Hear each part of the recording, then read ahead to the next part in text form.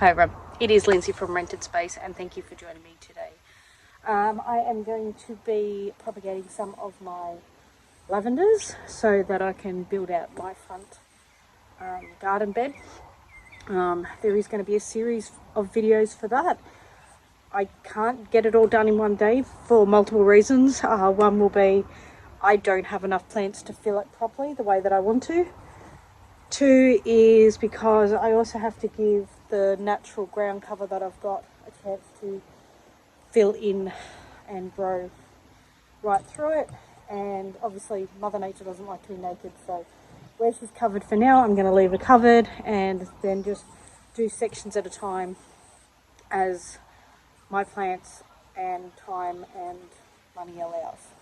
I'm doing this as close to free as possible with propagating my own plants. So it will be, my aim for this front garden bed is to be a rosemary and lavender bed mostly, but I will be putting some other things in, maybe some creeping thyme, things like that. I want it to be like a herb and tea garden kind of. There are bees in there at the moment, but it's a bit shaded over. Well, one of them's shaded, one of them's just lost the shade.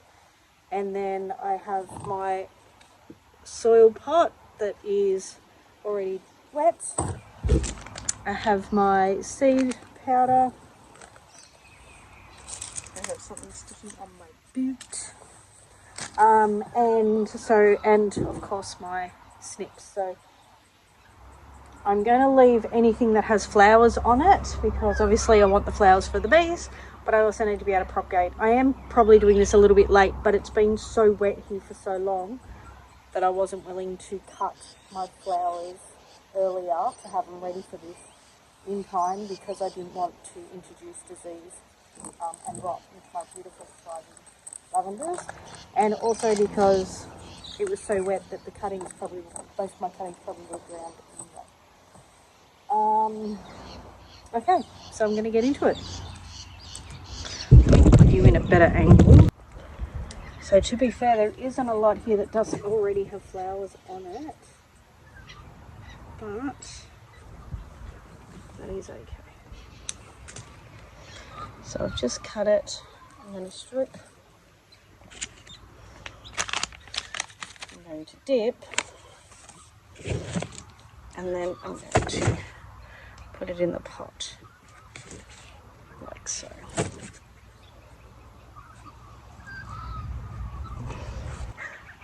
Now, my aim is to get as many cuttings as possible because it is quite a big garden bed. It's probably 1, 2, 3, 4, 5, 6, 7, 8, maybe 10 square metres in total. It's an odd shape, but it's probably about the 9 to 10 square metre driving past. So it is quite a big garden bed, so I'm doing my bit to just kind of get as many plants in there as possible. My aim is to maybe have some pavers or something through. And I am also going to be planting in nasturtiums as well as extra ground cover too. Now I know that nasturtiums won't last forever, but they will do for a while. And then they'll come back every year anyway.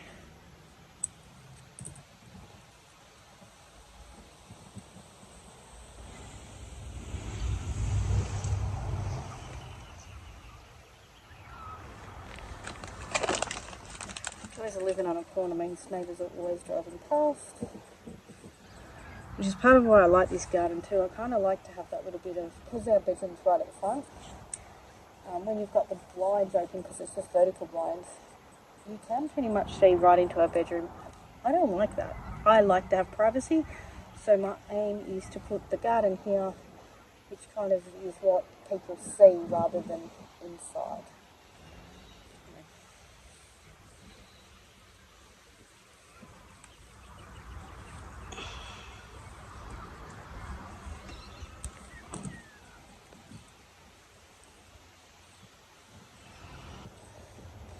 I always generally go more cuttings than I think I'm going to get to propagate. So if I want at least 10, I try and go for 15 or 20.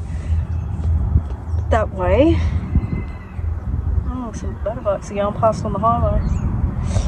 That way I have excess just to, you know, increase my chances of having more. If I end up with more, well, great. If they all take, that's even better, but at least I've doubled my chances of getting the amount that I need. And any excess, either I plant them somewhere else, or I can gift them to someone, or I swap them with something else that I want and need. My youngest daughter and I have been house sitting for one of the gentlemen at work, so I've also not had a chance to get as much in the garden going, which I guess is probably being that I've been sick, has been a bit of a blessing as well, because it's forced me to stop. So I'm not much of a stopper, and even being sick doesn't really sit well with me to stop. Alrighty. So far I've got 1, 2, 3, 4, 5, 6, 7, 8, 9. So I need at least another 11 or 12. Okay, so what I was saying was, what I really love about propagation is it makes me slow down. I do have ADHD. I don't know if I've actually really said that before, but I do. So my brain is always whirling 100 miles an hour, and I can just sit and do like with my propagating for ages. I think it's also what I like about seed sowing. And then, you know, so like my seed starting and then bringing those up, planting and things like that. It makes me kind of stuck. And oh, I've lost me snips. They're right up the other end.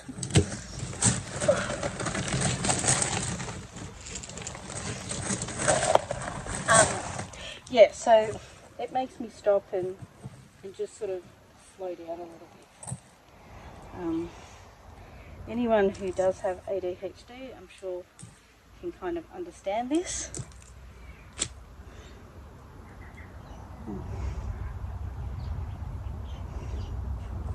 Well, that one didn't work, did it? It's too small. So yeah, but I also love being able to get something from nothing, you know, especially if I was planning on pruning this plant, I could get more plants out of it instead of throwing it away. So I very much like that. Aren't they beautiful? I love lavenders. These lavenders in particular are javelin lavender. Full sum, 30 to 60 centimetres in height and about 30 centimetres wide. So they're pretty much at their capacity now, like size-wise, but that's okay.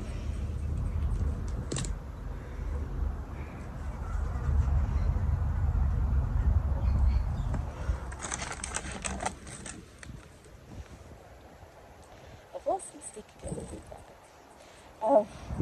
So something else that I love about propagating is I love that from nothing, you know, just by doing a snip and a dip and a placing in the dirt, in the soil, I can grow something new. And I'm not wasting what money I have on more plants when I can grow my own. Not that I don't mind buying plants, don't get me wrong, I love my plants, but I get more satisfaction out of the ones I've grown myself.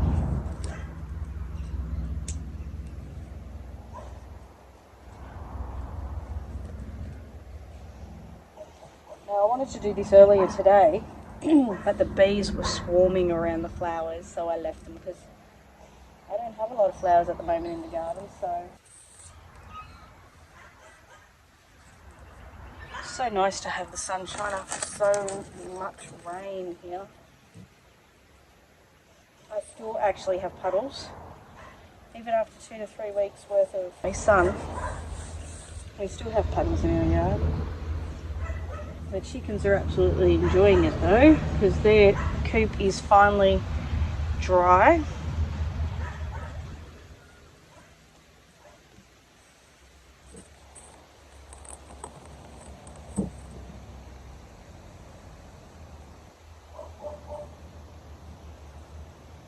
And the other thing that the rain going means, we will, which is more I'm excited too, but my husband's definitely excited, is we will finally be able to get our shipping container shed happening. That has meant to be going in just the whole time pretty much we lived here. It was supposed to happen December last year. Well, we're now in September and we're almost at a point where it's dry enough to be able to get the truck in to bring them in. 1, 2, 3, 4, 5, 6, 7, 8, 9, 10, 11, 12, 13, 14, 15, 16. I need a few more.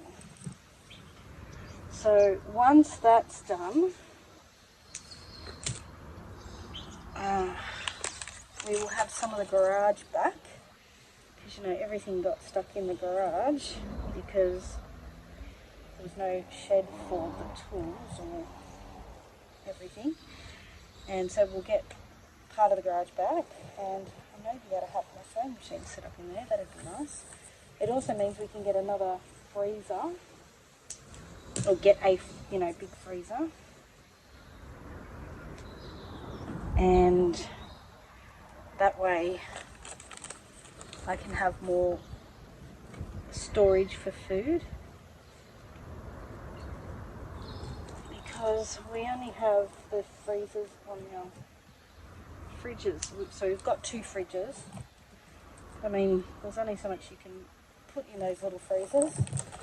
And coming up for spring, summer harvesting, I would like to be able to have lots of room for everything to go in. I'm trying to make it that I'm not taking from the same spots the whole way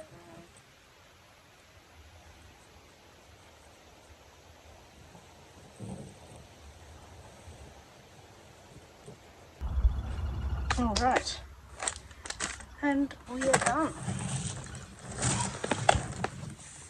So there is 20 little lavender babies there, and hopefully we get a fair few of those to propagate. And like I said, I've already wet the soil. I give the soil a really good drink, and then I put my cuttings in, and then I generally will find a saucer and put more water in the saucer so that they bottom feed, but I will give them then another quick, just a misting over the top. If it was winter, I would probably put like a bag or a cover over it so that it keeps it warmer, but obviously we're now into spring, yay! And so I think they should be warm enough. Occasionally, it sounds silly, but I was taught this when I was younger working at a nursery, that if you have something that doesn't propagate very well, you can do a slight shake of your root powder just over the top.